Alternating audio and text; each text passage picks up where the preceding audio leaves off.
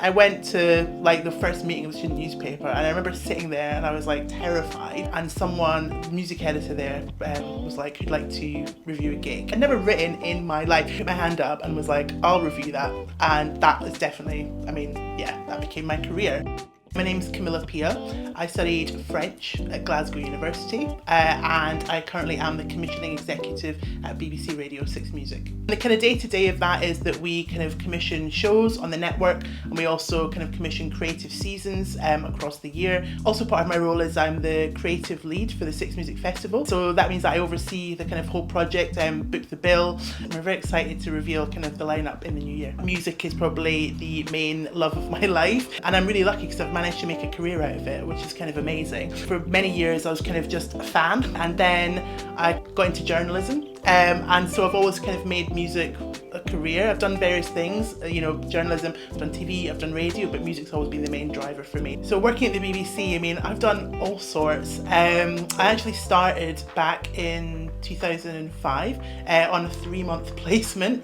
That's almost 20 years ago now, and that was actually booking bands for children's TV, which I may not look like I have that expertise, but I did that. That's how I started out, and I've done all sorts since then. So making documentaries for Radio 1, working on the archive and radio, and then also at 6 Music on the music team. So I've had such a rich and varied career, and I don't think I could have done it anywhere else really. I've been very lucky. Just most recently kind of launched a new digital format for 6 Music called Artist in Residence AAA, which is a short film that we made for the iPlayer. It's very much like a behind the scenes look into the artist's creative process, and they sit surrounded by instruments. It's a beautiful thing, and they kind of talk about how they made a great song or a great album, or talk about their lyrics.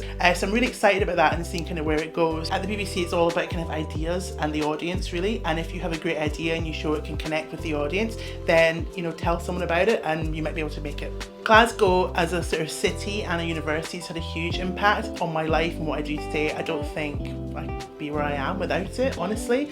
I'm from Edinburgh originally, sorry, Glasgow. But I'd made the right choice and moved to Glasgow. And that was just purely because I was obsessed with the city and the music scene. In terms of my experience, certainly like studying something like French, I learned a lot of like research skills and also writing skills too. I think that definitely led to my career.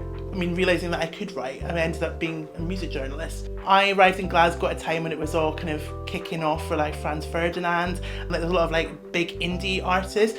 I just got to kind of experience all of like Glasgow's music scene, and I just totally soaked it up. While I was at uni, I want to shout out actually the student newspaper and also Subcity Radio. During the summer, I'd do like internships and stuff at magazines and just try and get more experience. Having like something like Subcity Radio and the student newspaper just gave me those, I started doing that on the side, and that actually ended up meaning I was like freelance music journalist while I was also studying. So in my year of finals, I was sort of building a career that I could then go into as soon as I finished uni. In terms of advice for people who are interested in getting into the media, I'd say the first thing, the most important thing probably is passion. I think passion, being open, talking to people, taking feedback are all super important, and just kind of like getting out there. I'm quite naturally a shy person, so I understand it's not for everybody, but just one conversation can change your life. Not to be too kind of OTT about it, but I used to work in a record shop called FOP, I don't know if it still exists, on Barriers Road, and before I worked there, I used to go in there every day. They sort of put up an advert for a job, and because they recognised me and I'd have a chat with them every day about music, they were like, you're literally in here all the time, like might as well give you a job. So it's that sort of thing about just sort of showing up and being in the spaces where you want to be. If I was to go back and give myself one piece of advice, it's gonna sound cheesy, but it would be like, you can do it.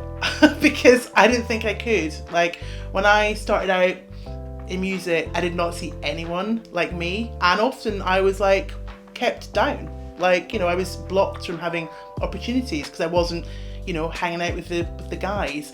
So I think I'd just give myself a bit of pep talk and kind of words of encouragement, and I tell myself that actually eventually things will change, and that like more diverse voices and different voices and marginalised voices will come through, and that things will change, and hopefully that would make me feel a bit better.